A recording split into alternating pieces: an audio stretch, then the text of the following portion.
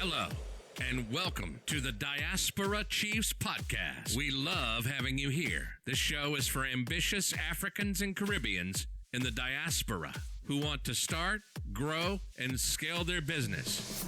And it's our mission to bring you all the latest and greatest tips, high-income skills, and know-how on all things digital to create the best lifestyle for you and your family. We know that you have it in you. And now, let's get started with the Diaspora Chiefs host, Victor Osio. Welcome, ladies and gentlemen, to another wonderful episode of the Diaspora Chiefs podcast. Today with me, I have a genius in the house. I have Dr. Aisha Alsheikh. She is the founder and CEO of the Alsheikh International, and she lives in Bath.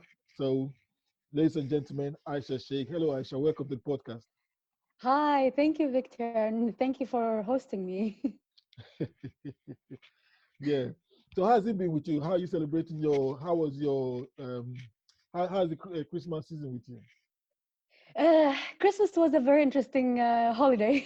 It was work at the same time, a holiday, if that makes sense, like working and pleasure at the same time. So I would work during the day, and then like in the lunchtime and stuff like that, I got invited to my friends. I had a Greek Christmas. So it was my first ever Greek Christmas, and it was one interesting Christmas. Let's just put it this way. Yeah, and like we had meals, danced, and then came home and started working again, and that was my day for that evening. I fully And that's subscribe it. to that. I fully subscribe to work and play, work and play, work and play. Yeah. Thanks. So, can you tell us a little bit about yourself? Okay. I'm I'm a PhD graduate. I'm a medical scientist. I've got a background in biomedical research, regenerative medicine, and I have recently finished my PhD in pharmacy and pharmacology, specializing in Alzheimer's disease and cardiovascular. However, I have a very interesting journey because while I was studying, I was also creating alternative career paths for myself. So I would also, like on the weekends, whenever I could, I wanted to learn more about like business, how to start a business, because I went through my own educational journey and up and down, and so I would always immerse myself in something productive. That's what I did. So I was learning and getting qualified in other areas alongside my studies. So I would take, for example, other courses. It's just an idea. I believe that to make better, to have better options in life or better choices in life, it has to come from a place of abundant knowledge and not from a place of scarcity. When you have enough knowledge, then you can make better choices in life. However, if you don't, you usually make poor choices. And that's why for me, knowledge is like I have an insatiable appetite for learning. And I think it's attributed to my mom for some reason, but because she always said, knowledge is your key. This is what's going to help you. Don't focus about money. Don't focus about improving yourself. Focus about learning, and that's what will help you. That's your weapon. For me, I disagree with just like saying knowledge is weapon. I think applying the knowledge is the weapon. So for me, that's what I've implemented on a subconscious level in my life, and also learned. I went through my own experiences in life, and that pushed me towards learning specific areas, like, about health, about personality, about the mind, about psychology, about medical research or medicine, and I went on my own like journey with that. Today, I am a consultant and educator in health, personal development, and human behavioral therapy. So I realized all our behavior, whether is in health, whether it's our well-being, all starts with the mind. And that's why I started diving into the mind and understanding the mind, why people behave certain way, how to handle the social problems we have. Like, the problem with our society is that many people are unsatisfied or happy with their life. this can create many psychological and behavioral problems like addiction, anxiety, depression, suicidal thoughts, all type of like distorted self-image that not only affects them but affects their family and their loved one, and creates a lot of problems and affects also the next generation, you know. But if someone is able to understand and be happier and live healthier and understand their mind, their self, then they can create a better life for themselves. I believe like Aristotle says something very wise. It's like knowing yourself is the beginning of all wisdom. So I always encourage people to start learning about themselves and learning about the behavior, whether they have a good behavior or bad behavior, why they behave a certain way, how to understand their mind, why, how can they better their life and become a better version of themselves. So for me, it's about unlocking people's potential, and that's what I'm doing today. This is what my mission, like my vision in for my life and for other people in society. So my big goal is to tackle social issues, and that's what my business is about. It's actually social enterprise, helping people to help themselves and help others and empower them, because that's what I believe is, if you just, you know, learn something and not be able to use it, that's not actually empowering, that's just being selfish. But being able to learn how to experience and also help other people, that's empowering other people and empowering the next generation. And that's where my thoughts are. Yeah. That's so powerful. That's so powerful. Was it the personal experience or coming from a personal perspective that made you to go into this profession? It is because, see, with my background, I've been through many like of life troubles most people go through, including being abused, being having any developing eating disorder, depression, suicidal thoughts, and like all that kind of problems that about self-image and all that. Like the thing is, I discovered a lot about myself, and in order for me, the good thing is I discovered that a lot of people don't know, they don't know their problems. For me, I acknowledged my problems and I actually seeked help.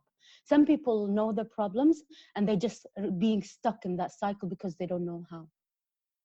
And being aware, some of them, they're not even aware they have the problems. So for me, coming from the background and the struggle I had, I always had this nagging feeling, you know what, don't give up. There's you don't know what you don't know, you just need to know what you need to know. So seek that knowledge, seek that information to help you. And to be honest, and I learned as well, nobody can help you but yourself. This is why I started learning. I started, you know what, I'm gonna learn and put myself out there. Okay, how to get my whole, like most of my 20s are gone because I was stuck in my old pattern, you know, not knowing how to get out, not knowing, and also going. So I had two things. One is background, is my mental, not being aware of my mental, how it was driving my decisions. And the second one was because I was always wanting to please, always wanting to achieve higher, to please my mom, to family, to for people. And I realized it all stemmed from the feeling of being not good enough or not being loved, the fear of not being, wanting to be loved. And because of the trauma and all that, that's what was driving my behavior. But now I know, and now I know how to handle it. But going through that, also being bullied, being, you know, had a lot of effect on my self-image, the way I portray myself, and my worth, my worth, my self-worth. So going through that and reflecting now on the experiences, you know, I believe you don't give up, always have hope, you know. It's just, you just need to know what's the next right step for you. And coming from that kind of place and to almost dying, to turning my whole life around, whether it's health, whether it's psychology, I'm not sure what, but I never gave up. I felt like, you know what, I do believe in God, you know, I do believe that there is a bigger purpose for our life, there is a meaning to our life. And I do believe that um everything happens for a reason. And I was like, why, God, why is this happening to me?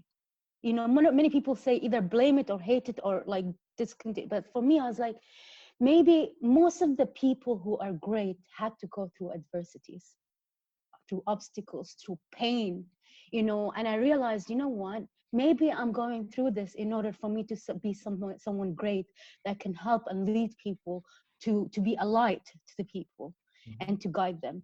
And that's what I took from it. You know, you can take the positive aspect of life, or you can take the negative aspect of life and be Yep. in misery. Mm. And for me, I chose the positive aspect of life. I chose, you know what, I know people who are worse than me, you know, and I always felt on gratitude. I always was grateful. I never tried to compare. Yes, I want to have the nice car, the house, the perfect family, you know, the having. I did never. I grew up with from a broken home. Like my parents divorced when I was a kid. I got abuse, all kind of abuse when I was a child, and then coming from that kind of background and actually not knowing what's like for me now. I would never have imagined my life to be this way now. If I was being, if you told the young me this is who you're gonna be, I would never have imagined that. I thought I would have been dead by now, to be honest. But for taking that into consideration and keep going and never giving up and learning that, you know what, this is a character building. This is what gonna keep you, um, this is what inspires people, because everyone's go through pain, different level of pain, different level of, you know. But for me, I wanted to start it with myself. Like I wanted to start understanding myself. Why did I behave? Why did I have that eating disorder? Why did I had this depression? That I was like clinically depressed for a long time, and then I realized, no, you know what, I wasn't. It's nothing to do with the balance of your chemicals in the brain. It's to do with how you perceive reality and the world you live in. So there is a lot more. That's why I'm going to be doing videos and stuff like that, specific for each of the different areas, because I had to learn it, and I was experiencing. I also have knowledge in that area and how to come out of that area. But that's a different topic for another podcast or another video. So I'm starting my channel soon. Um, That's wonderful. I just want to ask you. I just want to ask you. yeah. So going through all this, how did you become aware and acknowledge that this is going to be a pivotal moment for you to chill? Like I need to like be accountable to myself. And how did you? I went through a phase where I felt lost in my life. I felt I'm doing everything what everyone else tells me to do, what a society expects me to do, and I had to go on a retreat. I had to do my own soul searching journey. So I went on my own retreats, learning from people of the best in the world, and then Tony Robbins was one of the main contributors as well. So for me, he's one of my biggest mentor. I've learned a lot from him. I've learned a lot from my other great mentors. Like I've started seeking people who are experts, basically, and wanting to find answers, how they can help me to help myself change my life. You know, and from them, that's what made me realize, oh, now I know why I'm unhappy. It's because I was living someone else's dream and not mine. So that's when I started questioning myself. What is actually my dream? What are my hopes? What are my aspiration in this world? And I know it came from a good place, because it was, I grew up in a typical family where, they want their children to be doctors, lawyers, all that. And they said that's the best thing for you. But then I believe God, everyone is very special and unique in this world, and everyone's got a hidden gift and potential. And for me, I realized, what is mine? What is it that I'm good at? What am I innate? What is God's gift for me? And that's when I started like learning more about myself. I started diving and trying different things. That's why I'm doing a lot of my next project is working and helping people how to figure out their passion and purpose in life. So that's one of the topics I'll be talking about, aside from depression, aside from all the social issues. But actually, because now I figured it out, I wish someone helped me at the earlier stage in my life. And that's why I decided, you know what, I'm going to create this to help the youth, to help younger generation, to actually get there faster Yeah, but than going through.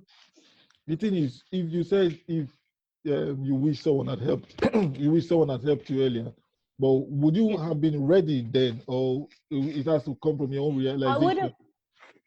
It would be better, because I didn't know about personal development. This is not something I grew like learning. You don't learn in school how to become a better person, how to, have self-confidence, how to. They don't teach you that. They just teach you material that is for a specific purpose.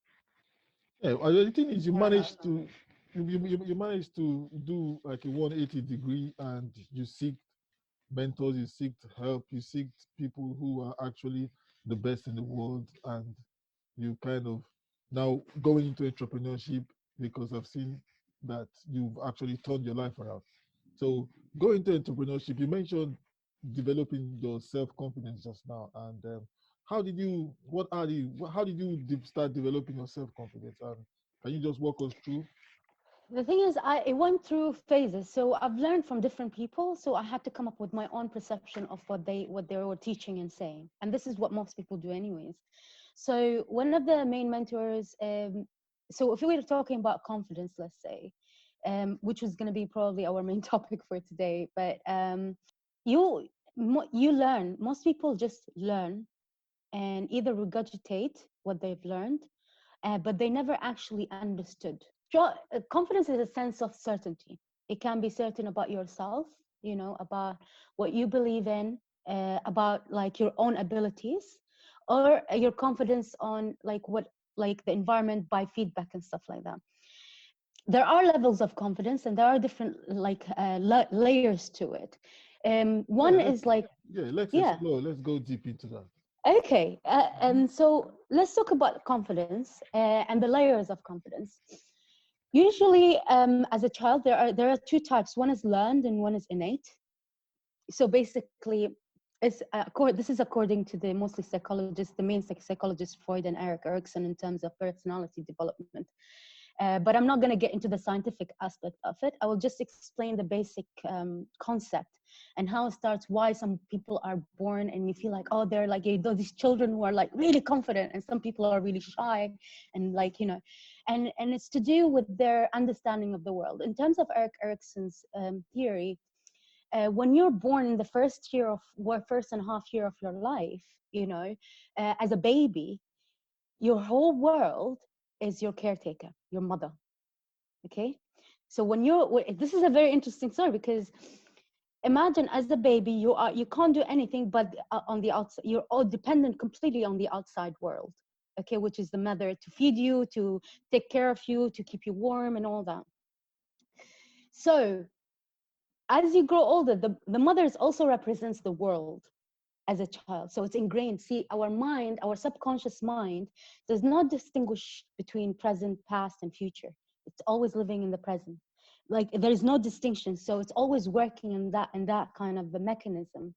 And it's the main driver. It's the storage. It's like the hard drive of all our experiences in our life, our own experiences, learning, and everything that we've been through from the day we're born until the day we die. Our subconscious mind stores that, but we are unable usually to access it. You cannot access this kind of information. However, at a subconscious level, it drives our behavior.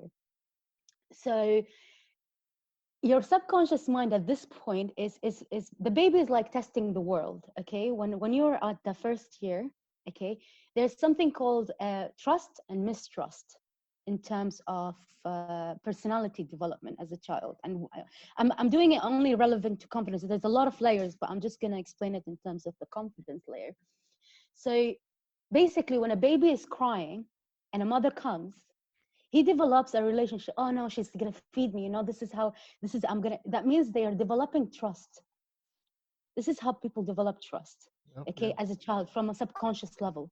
Okay, not as a conscious level, but at a subconscious level. However, if someone had a good experience in life, they develop trust into the world. And as they grow older, no matter how bad the situation is, they always feel like, you know what, I can trust people. Yeah, this is how you get people who trust people easily. And this is how you get people who, like, no matter, you can't even trust your best friend. Okay? People as a child, let's go back to that baby. Okay? This baby now, okay, if the mother did not, or the caretaker did not attend the baby, did not change the diet, and he's crying and crying and crying, he develops a mistrust to the world at the subconscious level. Okay, so that's how they start becoming. This is the stage where it's like, can I trust the world or can I not trust the world? That's why it's important when a baby develop a balance between trust and mistrust. For example, if he started crying, the mother didn't come immediately, but came later on. Mm-hmm. but she attended him eventually. This is how the child develops something called hope in their personality, you know Okay. so no matter how much, even if they didn't come immediately, so this is how the child has to resolve as a child internally, how they have to resolve the mistrust and trust of the world. And this is carries on to this day in their life, even when it comes to their decision as an adult. Can I trust this person, can I not? Is there, even if there crisis in their business, let's say, okay, there's always hope that it will get better. Definitely. But some Definitely. people, no matter what, they can become miserable. They can no, I can't trust it, I can't. So this is how they don't put enough effort to actually make things work. And that's why they start building experiences to reinforce that negative experience in their Yeah. life. Yeah. Okay. And then the second layer is trust and mistrust. The second layer, autonomy. This happens between 18 to 36 months. This is the age when you're two. It's potty training. I'm just going to speak about these two levels because it's very interesting. This is very interesting information for parents because they actually influence the child personality development at a very, very young age, according to these theories by Eric Erikson. And I'm not going to speak about Freud at the moment because that's a different. But for in terms of how it's relevant to confidence here. So, in the second level is something called a child has to decide between um, resolve this issue between autonomy and then developing shame and doubt. Okay, this is the period where a child, if this is where they autonomy means they are able to control themselves, for example, whether they go to the toilet, control their sphincters, blah blah blah.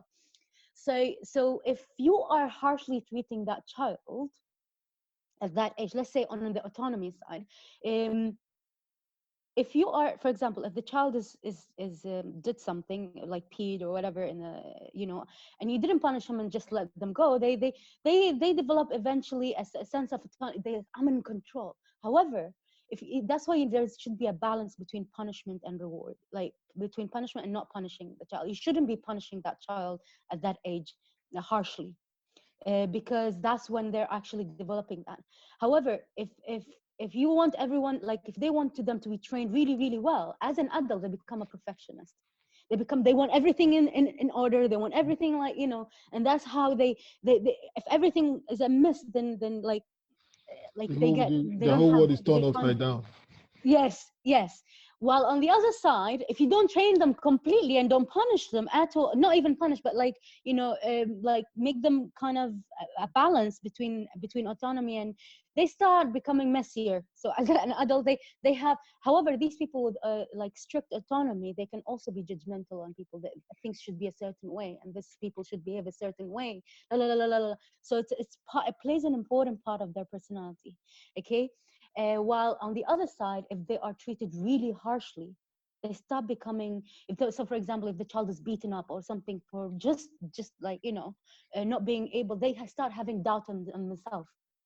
They start feeling shame that they Hmm. shouldn't be doing something because they're doubting their own ability to control things as an independence, and it affects their independency level in their brain, and also they feel shame. If they are completely like being punished all the time, that's when the child become more um, towards the doubting himself all the time, doubting their ability, doubting their everything they do in their life. And that's how it starts beginning from there That's in terms of building up. the innate. Yeah. And the idea is for that child, it should be a balance between the autonomy and being the shame and doubt, otherwise they can become reckless, they can become really they can become, so it's the ability between like balancing that. These two main factors does affect. And the thing is, if they balanced it well, that's how they develop will and determination. Hmm.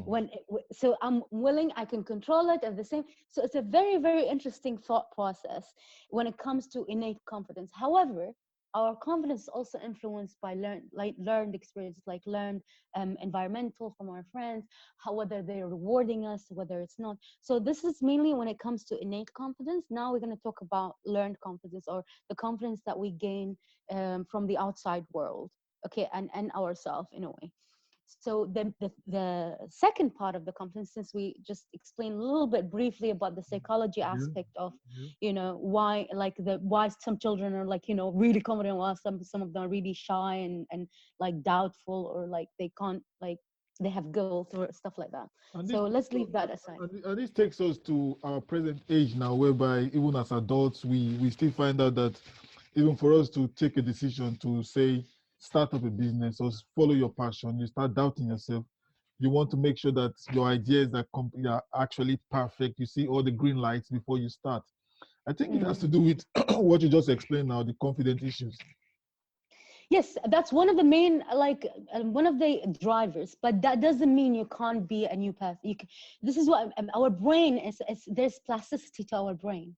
Okay, you can learn and change things, and it's by repetition, by having certain strategies and technique. So I'm saying one of the contributing factor is innate confidence. However, you can also have learned confidence, which you can focus on. You cannot help yourself as a child. You cannot Mhm. help what happened to you as a child, or someone who's been treating you badly as a child, so you have mistrust in the world. But as an adult, you have choices now of what to do.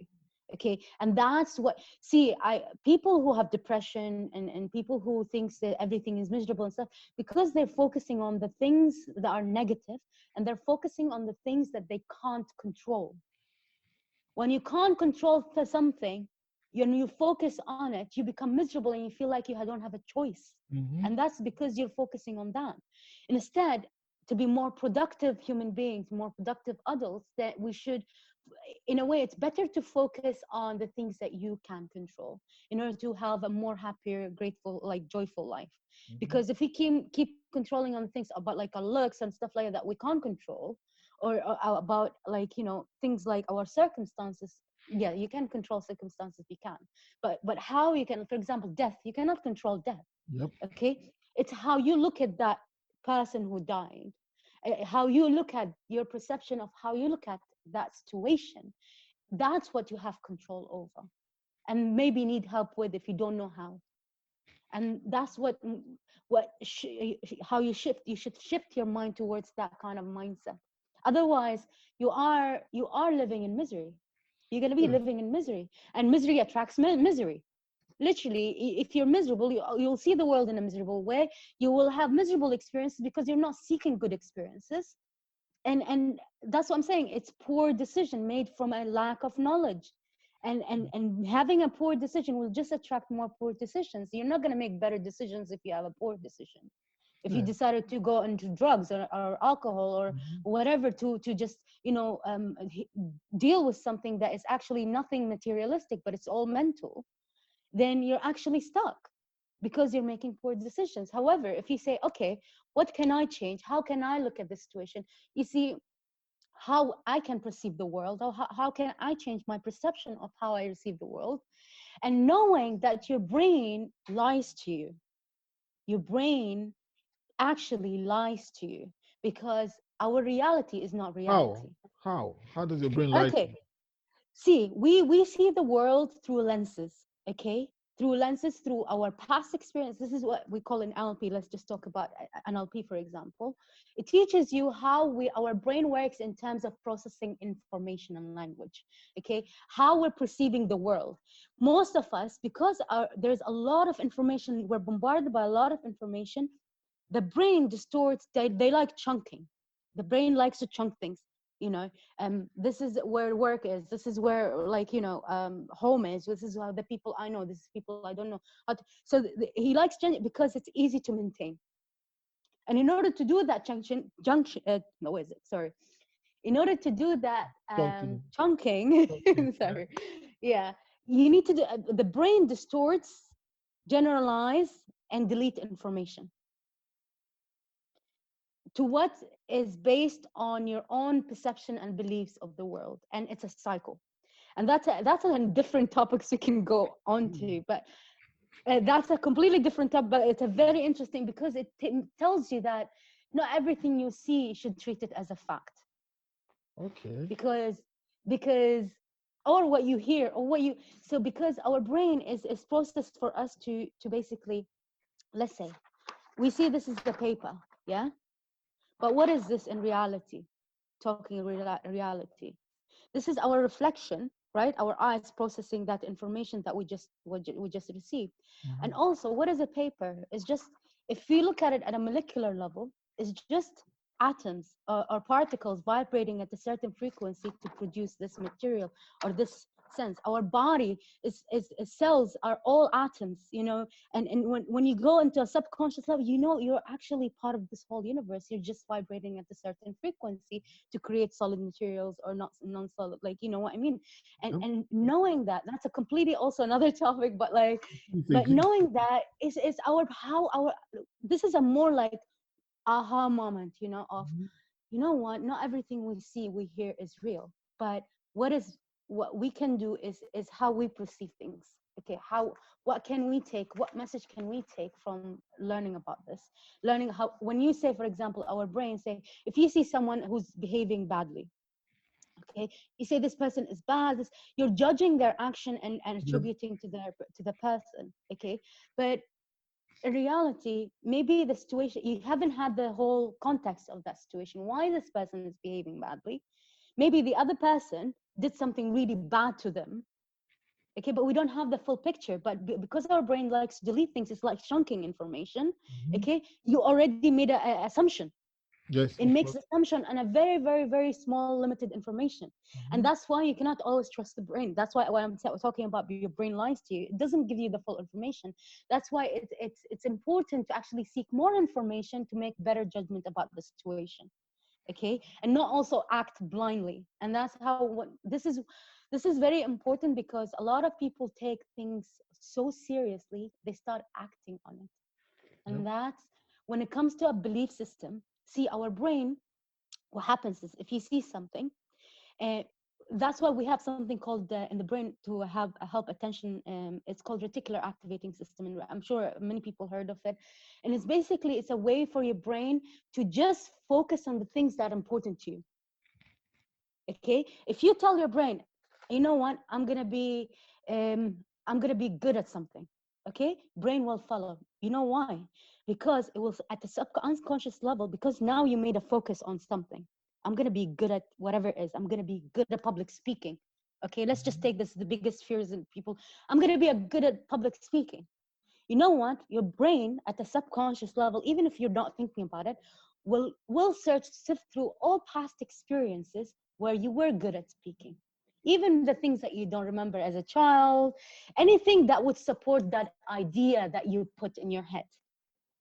If you say you're bad at public speaking, so what it does here, if you're good at public speaking, it will search through your database, your past experience database, and also your perception of reality, and delete some of the information in reality to support that idea. And also bring other experiences to reinforce that idea and belief. That's how people create belief systems in their brain, is through reinforced ideas or beliefs or past experiences that support a certain idea. Okay, it's the same thing. If you think you're not good at public speaking, you will be. It's the same. This is as you tell your brain, you will actually become. You know, you are actually breathing life into whatever you're saying. This Yes, is yes. very important, very, very important concept to understand and really, really think about, because once you understand this, you will master your life in a way, because you would know how important is whatever you were saying, how it's affecting your brain, how it's affecting your behavior and productivity. So if you say you're not good at like public speaking, what will happen is your brain says, yeah, you're horrible at public speaking because of this past experiences. It will replay in your head, and that would reinforce that belief system in your head.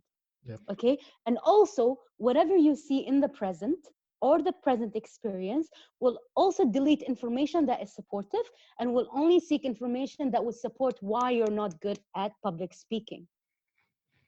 So it's very important to understand the words you say, you breathe life into.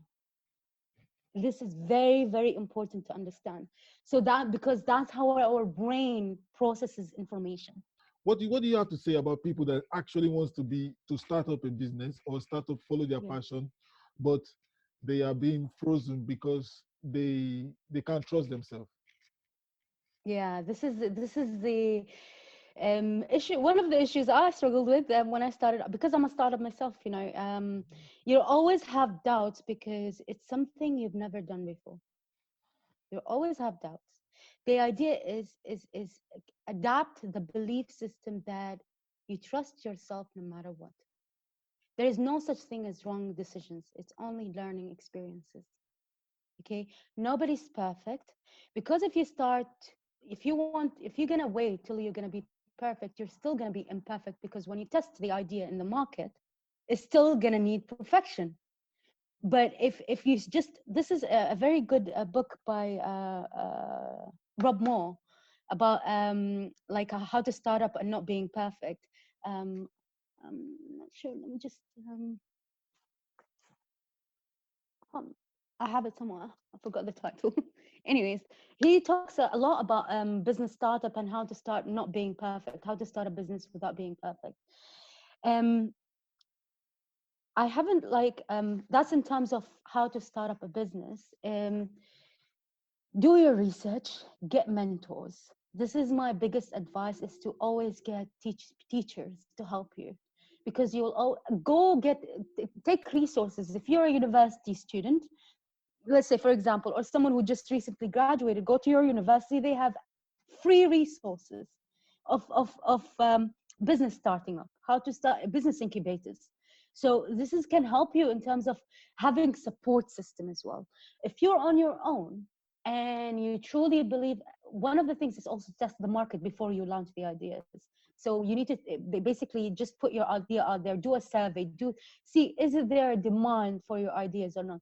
It's easy to say, oh, I know this is going to be perfect because this is what people need, but do they actually need? When I did my survey about the different topics like I wanted to start with talking about, I thought basically finding purpose and passion would be one of the main themes, but instead I had a lot of people wanting to learn more about stress management and procrastination.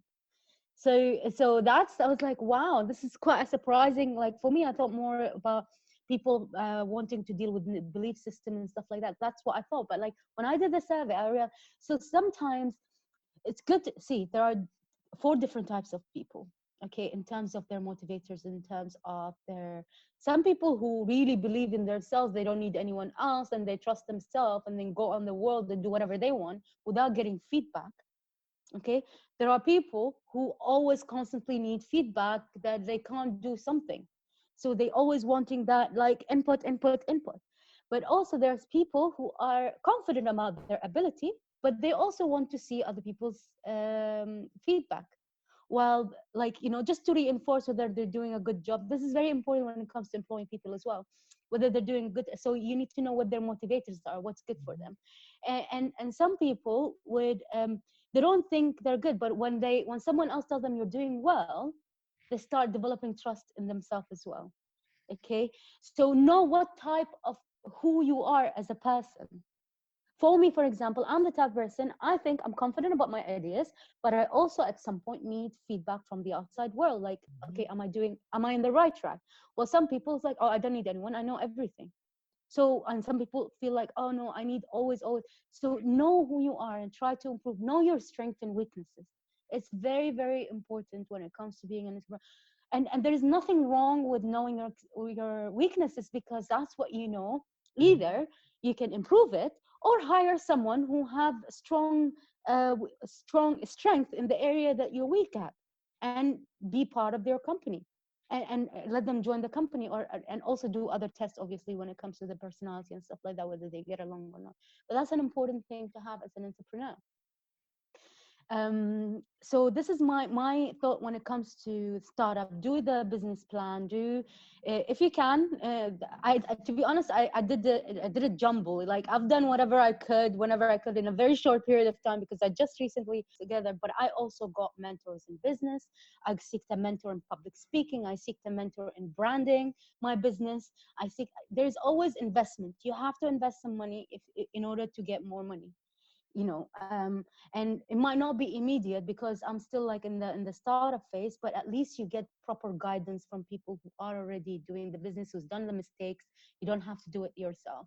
And Right. that's the fastest way of getting yourself off the ground and having more confidence in terms of the business. You will always have risks, but that's part of being an entrepreneur. My mentor said entrepreneurship is like jumping off a cliff and building a plane on the way down. You might This is crash. what Yeah. entrepreneurship is. You might crash and actually build the plane with maybe one Yeah, wing, one engine, and you might fly like this. Either way, yeah, just go. Because I must congratulate you because you've actually managed to like do a 160 degree of a 180 degree of your life. You yeah. Thank realize you. yourself and you actually change.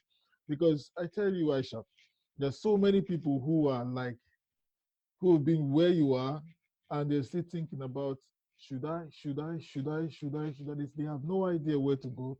They even though they have an idea what to do, taking the first step of I've actually seen as you were saying something, I just looked I just checked Rob Moore now and I Oh just yeah, saw yeah. This is the one yeah, exactly. Start now. Sorry, I forgot the start title. now, Start yeah, now start and now, and be perfect get later. get Get perfect perfect. later. Yes, Yes. I just saw it now. Yeah.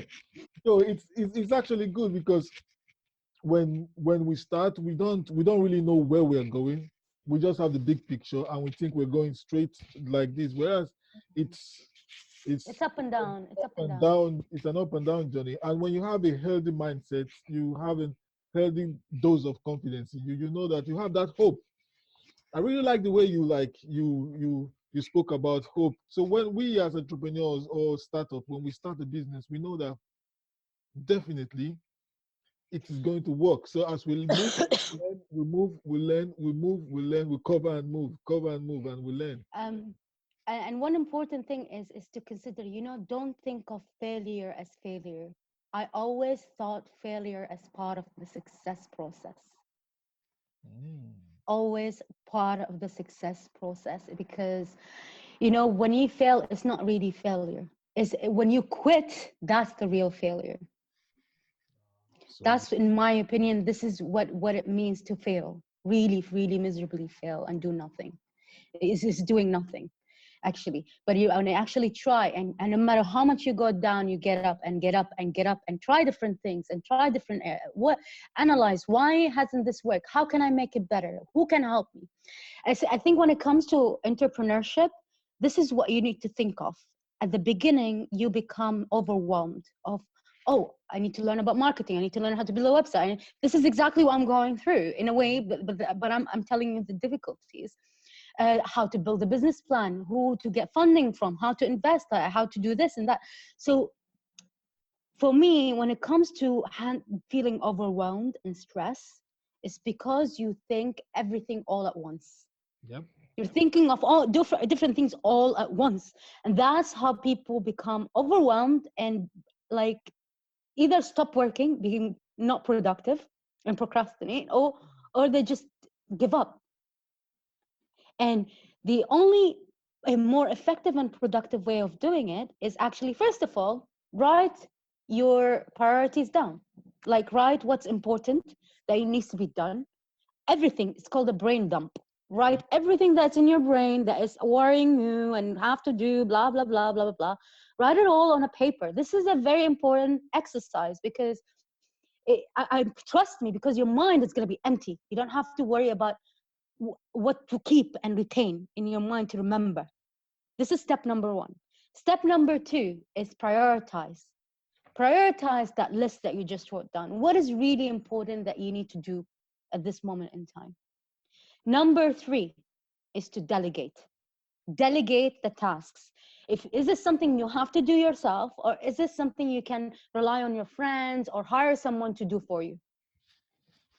And that's how you cut down on things. If you think you have to do this all in your head while you're trying to go for a meeting, while you're not going to be focused, you're not going to be present, you're not going to be there, okay, and you're not going to be helpful to anyone in a way, and you're just going to overwhelm and burn yourself out. So this is an important three tips tips to when it comes to like handling when you're feeling overwhelmed, and understand where it's stemming from. However, there is something about confidence that I didn't, the actual three levels of confidence that I haven't even spoke about, but I don't know if we have time to actually even Yeah, speak yeah, about we it. have time. We have time to add one to it. Okay, I'm just gonna go quickly over it. Okay, Okay. um, the learned confidence. Like, remember, I was talking about innate confidence, which is the Uh-huh. baby aspect Yeah. of learning, and there is innate learned confidence. Okay, this is what one of my mentors.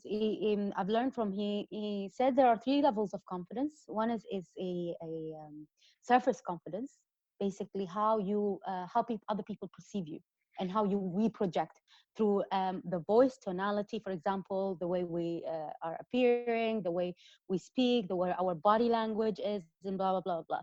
And some people can attain that persona, and that's how they can become projected into the being confident.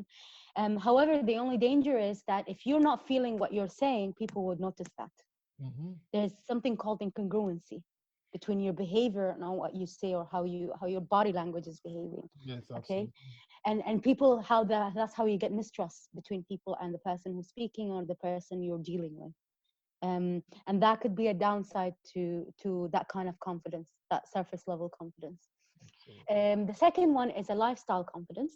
Lifestyle confidence is literally everything you feel that makes you confident about yourself, that is lifestyle related, like your not just lifestyle, but I'm talking about everything that you derive confidence from, whether it's your intellect, whether it's your experience, whether it's your lifestyle, cars, money. People feel confident because they have a lot of money. This is how they project themselves. This is why I'm confident, you know. And there's a lot more. Some people are more confident about their career. Some people, that the thing is, the danger with that is that if you're some people that put a lot of effort in one side, for example, like career or just getting money, money, money, money, and they're feeling very confident about that, and then neglect other areas of their life, like their health, their relationship, their family, la la la la la. And the problem is, if this went down, if something bad happened, Mm-hmm. that's every effort, that's where the danger is. Everything that they put into their confidence about themselves goes down. Because Absolutely. if they lost their job, if someone who's, for example, obsessed with health and neglected everything else with their life, they got ill, they stop being confident, because that's everything they know, everything they put effort to. That's why it's important when it comes to confidence to have a balance in different areas of your life. You so an exercise someone can do is that they can write down, where do I drive my confidence from, where am I confident at in my life, and put a circle. Is it a big circle, small circle? How big confidence in terms of their level of confidence? Some people have their career, intellect, or knowledge is a big confidence. Okay, but when it comes to like relationship or other aspect of their life, it's quite small.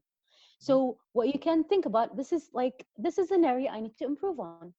Okay, so the thing is, what happens is when you have all the other areas is in balance, even if one area collapsed, like your health or your career, okay, you still have the other areas to support you in terms of your confidence. You Absolutely. know, you're still confident that you have a good family, people who love you. You're still confident that you have your health, even if your career is gone. You're still confident that you have their ability to restart something new.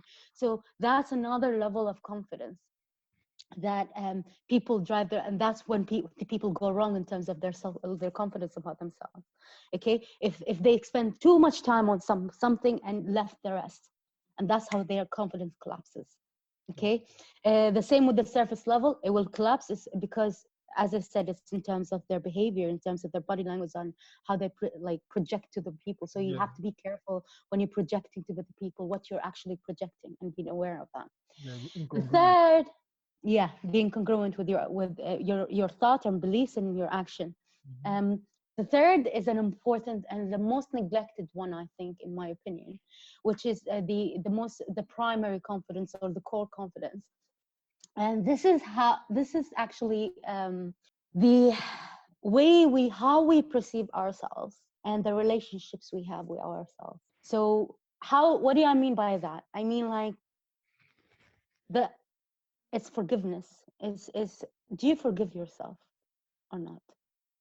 See, do you forgive others or not? If you go through life carrying grudges or carrying experiences from the past, that event has ended and it's in the past. However, you're having this big, massive bag on your shoulder. And do you think you're going to move forward and better in your life and faster? You will always have that big bag dragging you down and slowing you down, and always giving you that reliving that experiences over and over and over again. And I think it's the most, not being able to forgive literally robs you of your time, of your life. Time is the most precious commodity we have in this life. Okay, your time is so precious. And if you keep thinking about that incident over and over again, can you imagine how much time and effort and emotions you've been reliving and wasting that precious time, that instead, over this day, over this moment, over this year, imagine how much time you spend just rethinking and reliving that experience. And instead, if you had that time, what would you do with that time that would be more productive in your life? How many hours? 18,000, 800 hours. You know, how much, what can you do if you have that time in your life back? But if you keep going that way, not being able to sometimes we'll not even be able to forgive ourselves, you know. We're always like blaming ourselves for things, and not actually forgiving ourselves. And that's the most important relationship, is the relationship with ourselves. Okay, this is how we develop a core confidence. This is what I'm giving you right now. It's forgiveness, Yeah. forgiving yourself. And the second one is about developing trust, trust with yourself. How do you do that? Okay, if you develop trust with yourself, is when you say to yourself, I'm going to do something. Some people say, oh no, I don't feel like doing it now, or I don't want to, like if you said, oh, I'm going to wake up 5 a.m. and then not wake up, you're actually having breaking trust with yourself. Yeah. You develop a distrust to your own actions and your own behavior. And over time, this is where when it comes to people, oh, when you tell them, oh, can you do this for me? Oh, maybe. I'm not sure. Because they don't have that trust within themselves. You know, they're unable to develop that. But someone who said, yeah, some people who are decisive, they know if they can or they can't do something. Yep. It's because they establish that routine and that trust within themselves and say, okay, I can get delivered by then because I'm confident and I have the trust in myself that I would do it by then. So they have a strong core confidence. These people who can say, yes, I can do it. People who uses, I'll try, or maybe, they lack that sense of self-confidence in themselves. And that's how you know, when it's by the way they phrase things. So it's important. It's nothing wrong with that. It's just some people are not aware of it. So for me, that's why it's important for me to raise awareness of what you're doing, so you know your strengths and weaknesses, and then you can improve on yourself. And that's the important thing. When it comes, also there is also something called self-kindness. Okay, so we have forgiveness, trust. Trust. Okay, trusting yourself, establish that trust, and it can be established by setting new rules for yourself. If you say, I'm going to go to the gym every morning and I'm going to go there at 7 a.m. or 6 a.m., actually you're going to get up and do it over time until it becomes a habit. And that's, you become more confident saying, you know what, I did it. I have that confidence now. That core confidence, that's what it's called, also core confidence, because it's from within. Okay. Plus, if you have the lifestyle confidence, plus if you have then that's how more successful people, or it depends on what your definition of success is, but like what you look up to probably do. You know, that they healed. Yeah, they healed that relationship with themselves. The third most important ones, and I think majority of the people, if not all, not do, is self-kindness. It's being kind to yourself. Okay, I think I wrote this down as because I thought it was very, very important, because it was reflecting my own belief system. People judge And themselves also, too serious. it's not just that, it's self-kindness. When you talk determining relationship, it's that voice of a friend. People are so harsh on themselves. They say, how many times have you neglected, abused yourself, made yourself feel like a failure, blamed yourself for things you don't have control over? kept yourself like a prisoner because of fear of pain and stopped you from doing things you want to do, feel, and experience in life. How many times you were unjust to yourself, made yourself feel worthless? Okay, even if your best friend, if you even if you spoke to your best friend that way, it's not going to be your best friend anymore. At all. You know, imagine people do it on a daily basis to themselves. All of this. Oh, you're not good at this. Oh, maybe no. This is like, you're worthless, or you feel like, oh, nobody will love you. Nobody, you're doing that to yourself all the time. Oh, you're not going to be good at speaking. People will judge you. People will, you're actually telling yourself this on a daily basis. How do you think your brain, remember, the brain does what you tell it to do. Mm-hmm. If you keep doing this over and over and over and over again to yourself all the time, what how would yourself be, like your confidence would be about yourself? That will be hard. How can you imagine doing this to a child?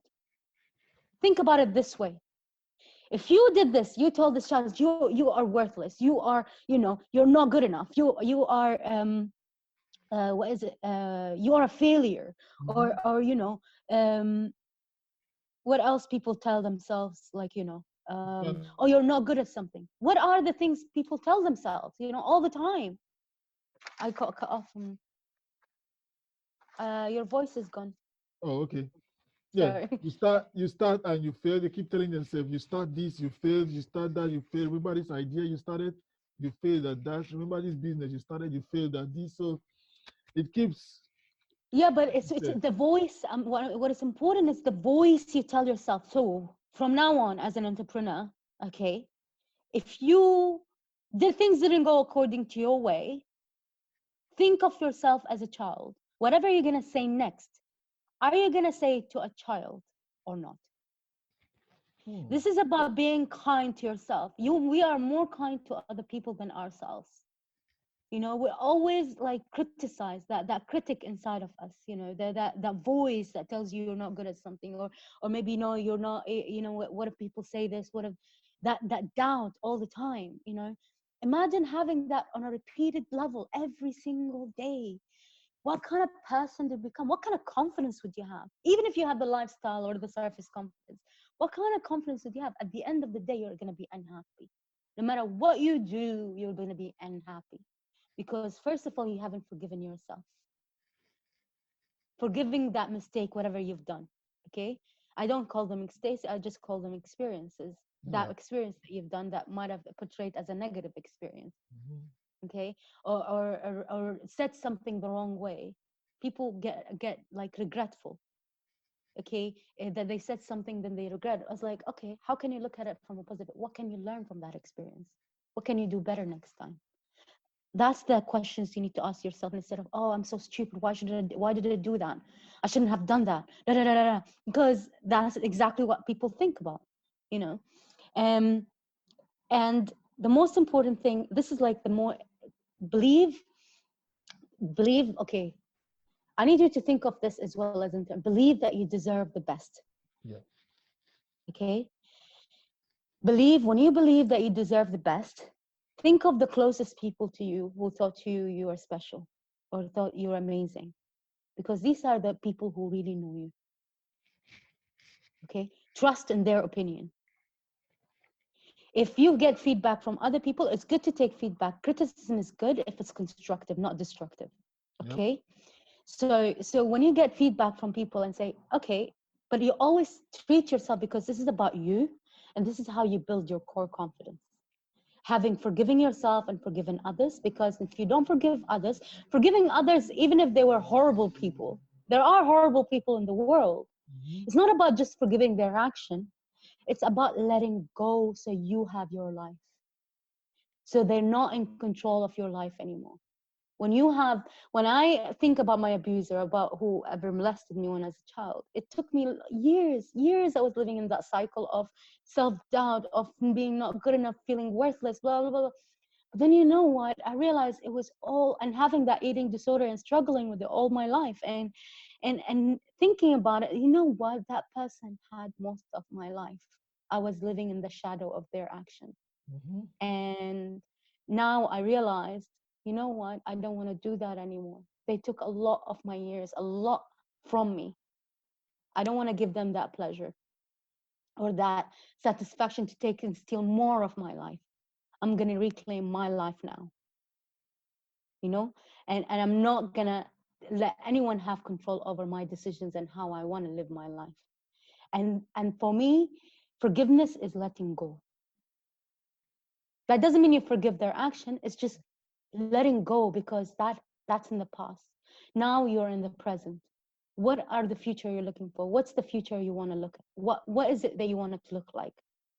And not just reliving that past experiences. Yes, it's difficult to understand. That's why people go through therapy. But one of the important things about therapy is actually being able to change your perception and change your history, change your perception of your history, or Yep. change your perception of how you look at your past experiences in order to move on with your life in the present. And that's why people go, but that's one of the ways of doing it. But also believing that, having that belief system, you know, people think people who go through rapes or people who go through really tragic events, you know, it's so unfortunate, it's so unjust, and it's so unfair. But at the same time, you don't want to continue a life reliving that past. You want to say what's past is in the past. The best thing about the past is over. It's over, That is you so know. that is so insightful. That is so Yeah. insightful. Yeah, this has And yep. yeah, carry on. Yeah, So this has been a very wonderful conversation, and you've opened my eyes to so many things that happened in this 2019. So moving forward to 2020, the last things that you mentioned on forgiving yourself, trust yourself, and be kind to yourself. You know, has been and to believe that you deserve the best. yeah.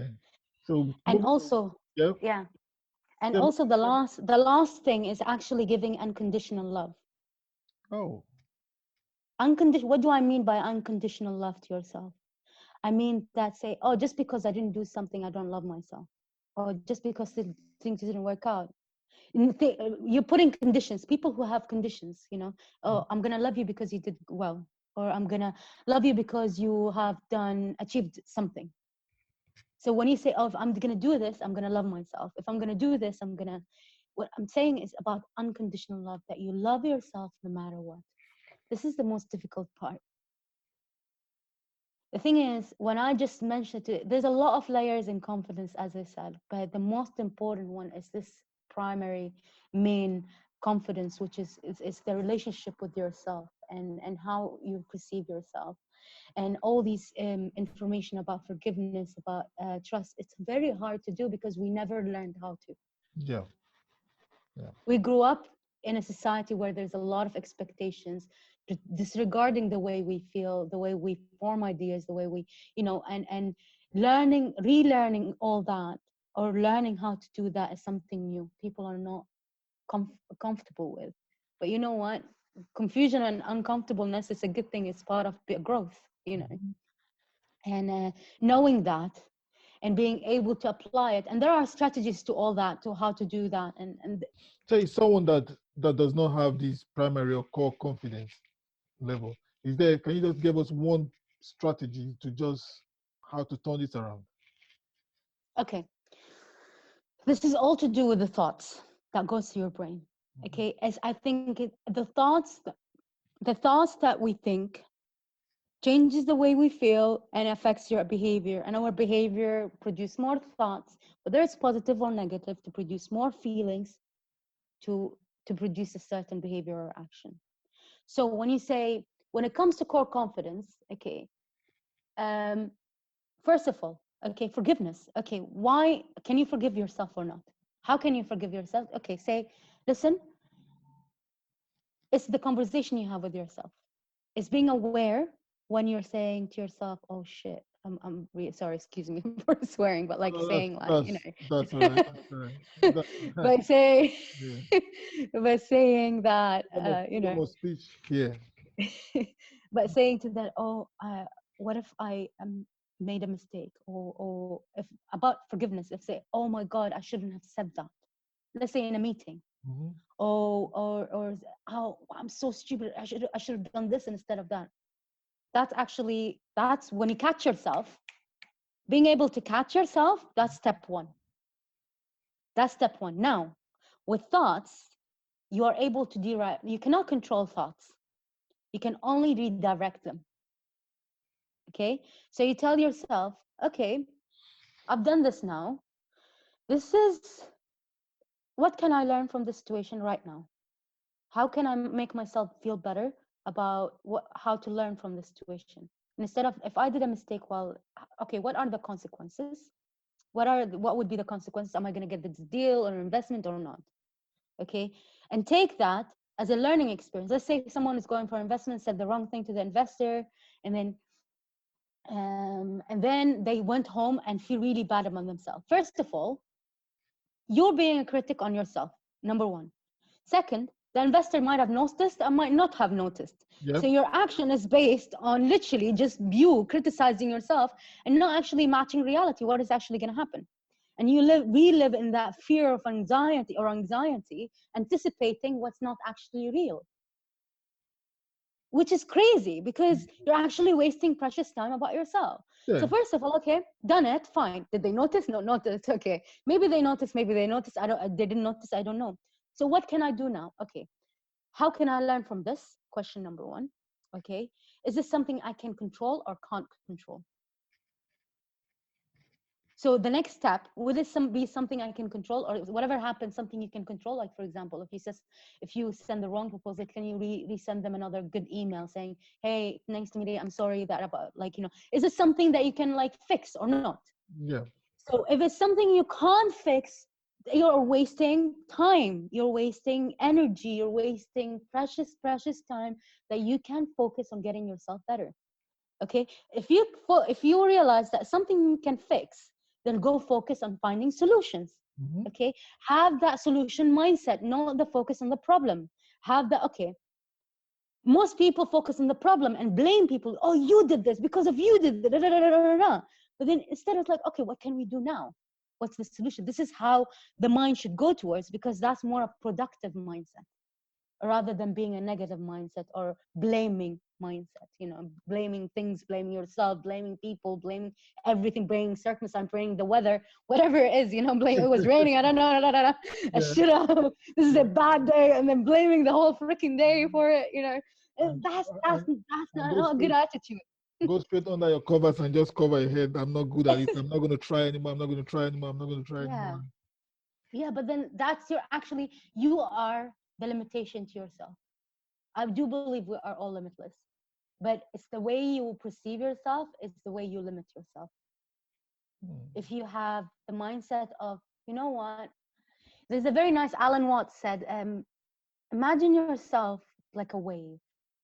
Okay, Alan Watts he's a philosopher. I'm sure many people actually heard from him, but he's got some really good wisdom with him. He said we are like waves.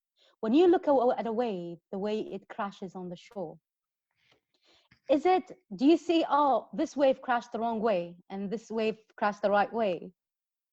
Or do you see beauty in their ebb and flow? Mm. He said nothing in nature is a failure. It's the same thing with the human mind. Okay, the way we are. There's no such thing as bad decision or false decision or whatever.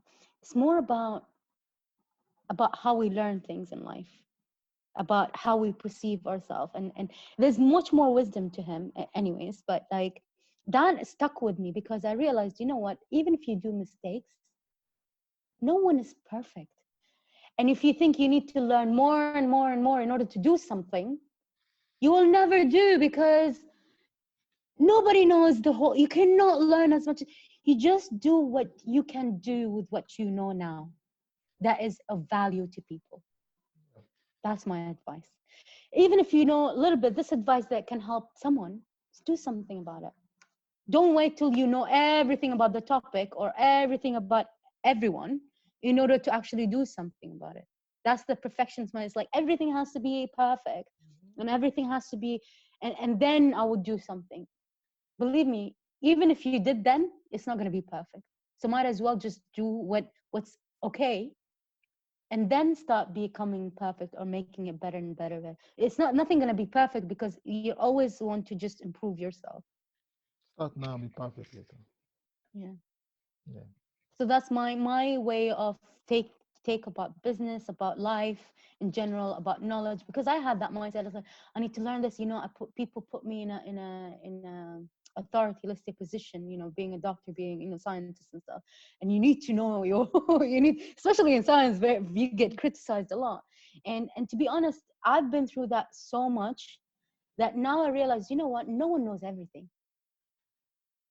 Even No even one, even if even they as a came across, scientist, even if that scientists see, that's the problem with people who take science as a fact. If you take science as a fact, you are living a delusion, because science is mostly based on one way of method of learning about the world, and it's always continuously changing and evolving. And the theories we knew in the past has changed now to like in the present, and it's always going to change. It's more about what's most likely, not as, oh, this is a fact. When you treat science as a fact, you're living a delusion. That's what I'm saying.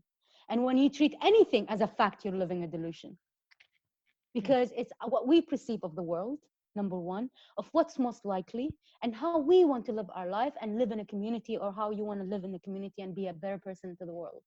And everyone grew up with different background, different ideologies, different ways of thinking. However, do you want to be someone who's productive and active in society and make a better decisions and actually be good, or do you want to be a bad person? That's how people who take things very seriously, as in like take them as a fact, like nationalists, or like people who really take things to the extreme, mm-hmm. they treat things as fact, and that's the truth, and that's the Yeah. only way. Coming And from a that's where scientist, the danger is, because there's no such thing as that's a fact. Fact is just based on evidence, certain evidence, and over mm-hmm. time can change. Yep. Even in science, like no, like as a scientist, you don't say this is gonna happen, this is what happens. You say it's most likely this because of this. They are the supporting evidence. But that doesn't mean it's a fact, because in the future you don't know what's going to happen, what we discover, what we see, you know. And that's how you should treat the world. Like when you look, not should, but I would say, I would advise, I wouldn't say should because I shouldn't be saying should, but like um how would I advise like people is like, don't be too extreme about, it's good to be confident. Too much of a confidence, that would put people off. Okay, and too low confidence, then you will not be doing anything with your life At all. at all. So you need to understand, it's better to understand where to have that balance. And to understand, first of all, it starts with understanding yourself, understanding your strengths and weaknesses. That's how you draw confidence from. Understanding, what am I weak at? What do I need to achieve? What values do I want to have? I believe that you're not born because, see, I think that it's not about your character, is not about where you're born, where you come from, or what happened to you at an early life, whatever. It's about creating yourself and creating who you want to be in this world. As I said, you remember, you breathe life into whatever you say and whatever Yep. you do. Yep. And if you started to say, listen, I'm going to be this person, this is who I want to become, and decide on it, it will unfold and become reality. You just don't know it, or you just have that blind belief because your brain works that way. Mm-hmm. But remember about the reticular activating system? Yeah. Yeah. Yeah. We will work at a subconscious. For example, if someone saw a car that they saw something they liked, or experienced a new car, okay? So I really like this car. Next time, even if they're not thinking about the car, they start noticing about the car in the streets more than they ever noticed before. Mm-hmm. Why is that? It's because your brain now is seeking that, because at subconscious level, it's a pleasure. It's something that they like. It's like they start seeking more of it. You will see more of it. And delete. Remember, it's deleting information and Mm-hmm. being very selective. And this is exactly what's going to happen. Okay. So when you start saying, I'm going to be a great public speaker, let's take these people. What will happen next? Trust me on this, because I've been through through, even though I did not believe, but knowing, reading all the books, reading all the like mentors, like Napoleon Hills, reading about Brian Tracy, reading about Tony Robbins, and all these like really giants in the social like and the personal development, or personal development field. Mm-hmm. They all said, write your wish down, write it down, imagine it, visualize it, because that's how your brain is going to work. Even if the science is not, at that time it probably wasn't very clear, but now we know that it's about attention, about the brain and that part of your brain, and it's still developing in terms of the research aspect. Now we know why people get what they want and some Yep. people don't, because they it's what they focus on. Mm-hmm. So if you focus on, I'm going to do well, I'm going to do, I don't know what, when you focus on that really unbelievable, desirable, unattainable goal, because it's more exciting, as Bob Proctor said, your brain somehow will work at an unconscious level to bring you all the, you'll start noticing advertisements, you'll start noticing talking to people, and suddenly they Yep. know someone who knows someone, and suddenly start coming together bit by bit, even though you're like, oh my God, I didn't know how this is going to work. For me, this business, I didn't know how it's going to work. I still don't know how it's going to work. But for me, I had a vision and I had a dream. What is something that is worthwhile doing in this earth before I die? So moving forward I into 2020, what is your big vision for 2020 now The big vision for 2020 for is your business? to touch millions of lives. Mm-hmm. This is what I want to do. Be able to empower people as much as I can with whatever knowledge I've got, because I realize I've got a lot of knowledge that somehow needs to be out there, and I'm still working on it. Even though I don't know much about business, but I've learned I try to, well, I put myself there to learn as much as I can. So my vision is to speak around the world, be able to help as many people as possible. For me, I have three main big dreams. One is having a very successful transformational business, which I'm working on at the moment in terms of education and in terms of transforming life.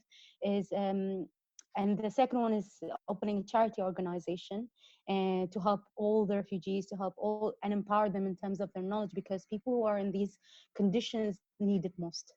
I think people who are suffering a lot, they need this knowledge most. Mm-hmm. Second is building schools, special schools to unlock children's potential. So for me, that's the vision I'm working towards. If anyone is listening out there and having similar vision and want to collaborate, please get in touch. I would love to have collaborations. And for me, is being able to give back and to actually leave this world in a better way than it used to be. And I know there are a lot of children out there, people, women, people who's been through suffering and pain, how to actually, instead of breeding a mindset of poverty and mindset of desperation and mindset of, oh, I want to kill everyone who killed my family, into something, how can I take this experience and do something really good in the world and prevent anything like this from happening again. That's my message out there. I want to take people, be able to empower people to turn their adversities into victories, so they're not victims of change but a force for change to make the world a better place. This is my vision for myself, and before I die, at least, this is like my and I'm working toward it. I know that this is it, this is my calling. Yeah. And that's it. Yeah. And it will definitely, and it definitely will be definitely there to celebrate with you as you keep hitting your milestones and your milestones and your Thank milestones. you. And it will come to pass in the next couple of years, I think, because Yes. Yeah, you have the passion, you have the drive, you have the knowledge. So just keep going, just keep going, just keep going. Reticular I just activation. need to reach more people. Yeah. Yeah. Just keep reaching more people as much as I can.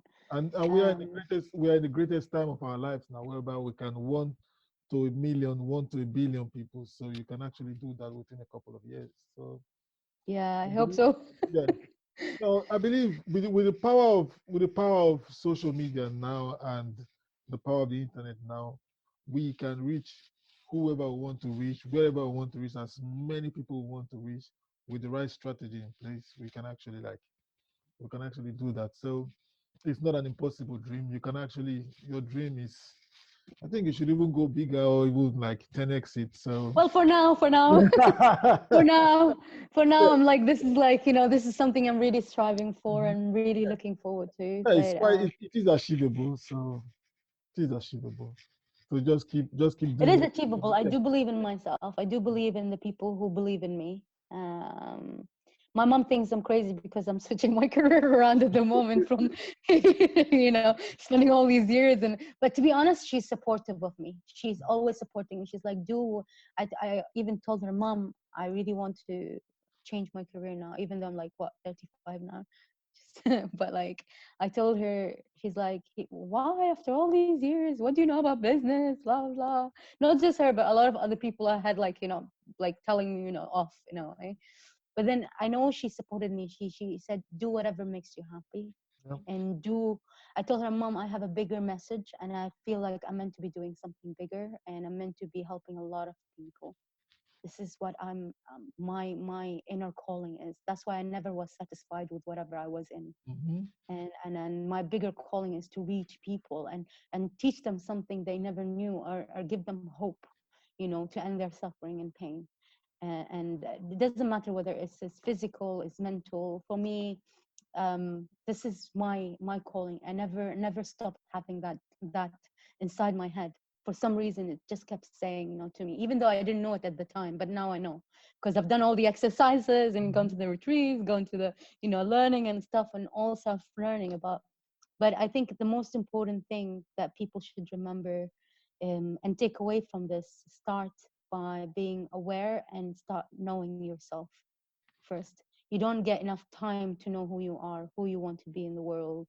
You don't have enough time. Oh, people say, when I say, who are you? It's like, oh, my name is, let's say, Victor, and I'm from blah, blah. It's like, no, but who are you really? Who are you as a person? Who are you when everything is taken away? Who are you as an entity, as an essence, as a person in this world? And most people get stuck because they never thought of it, Mm. never thought of their values, never thought of actually writing down their values and reinforcing that. So that idea in their head, and using that system in their brain to bring and attract the things they want to have in their life. Mm. Believing if you focus on the negative, your brain will attract that to your life. If you say, oh, I'm having a bad day, you know, you might have had a bad moment, but Mm-hmm. when you said that, your brain subconsciously, even though you're not thinking about it, will think, oh, this person dropped their coffee on you, or like, oh my God, my boss is saying. You start focusing and neglecting everything that is good happening around you. Absolutely. So it's very important to be careful when and know that you have that precious system in your brain. So use it for good. Use it to attract things that are good in your life. Use it for other people's good, like to do good in this world. And that's my message. And very important to have that as an entrepreneur, as someone who wants to start their own business. If you keep focusing on what's going to go wrong, then nothing will go right. Yep. But if you keep focusing, it's like, how can I do this better? Oh, if I can focus, oh, I'm going to do this, I'm going to make it. Your brain and your actions, your behavior will support that you get motivated. You Mm-hmm. get, even if you had hope, when you have hope, saying, you know what, I'm going to this pitch or so, I'm going to get this no matter what. I'll do my best. And even if your best wasn't enough, it's fine, that's okay, but you've done everything you could. Cool. And you're happy with yourself from the inside. Once you know that, you'll have all the confidence in the world, because your relationship with yourself is good. You are competent, so you know your material. You need to know your material and pitch whatever it is that you're doing in your business. And okay, appearance-wise, surface level, confidence, the way you come across when you talk about passion. See, when people overthink things, when it comes to people, when you're dealing with other people will focus on you when you're engaged, when you're actually reaching inside and talking from passionate place. Mm-hmm. If you're just repeating things like lectures, in I don't know, if you go to university, you get bored in lecture rooms. Why? Because they're just repeating like information, and there is no passion in there. There's no engagement in there. But when you go somewhere where you're engaging people, you're actually passionate, really talking from the heart, that's something that would resonate with them. That's what's going to make the difference. Yeah. You need to meet, in a way, it's better to meet people at that level. No matter how big, and when you put that's something very important to just say, that most of us, when we go to someone who we think is better than us, we put them in a pedestal and we Yeah. put ourselves down subconsciously. If you stop doing that and say, you know what, he's a human being, he doesn't know as much as I know in terms of my knowledge, but he might know something about their knowledge, but he wouldn't know everything. But that's okay. But because I know, I don't know that, and I'm not perfect, and it's fine. So instead of just putting yourself down, you put yourself into the same level. It's just because your knowledge is different than their knowledge. And then you talk to them as a human being. To talk to them, build that relationship, build that emotion, touch their emotion. It's a very important thing. You ask them about themselves. You say what's important to them. It's very important to know what's important to the other person, because then you can speak their language. That's when it comes to dealing with other people, and knowing what other people, how to build rapport and all that. There's much more to that, but like, this is like the basic thing. Know who you are, know your strengths and weaknesses, and trust in yourself by knowing, following all the things we were talking about and discussing, and just having that knowledge and awareness. It all starts with awareness. Being aware of your thought pattern, being aware of your bad behavior, being aware of your values, being aware of what you're good at, what you're not good at, and being able to forgive yourself if you've done something wrong and move on to the next productive thing. That's the important thing. Wow. Oh, wow. I must say this has been a fun time with you. This has been a Thank fun you. time with you. And I am very, very grateful for this conversation that we're having today. And Thank you so much for actually yeah, hosting me and allowing me yeah, to speak my heart out and not having yeah. all the like pressure and stuff.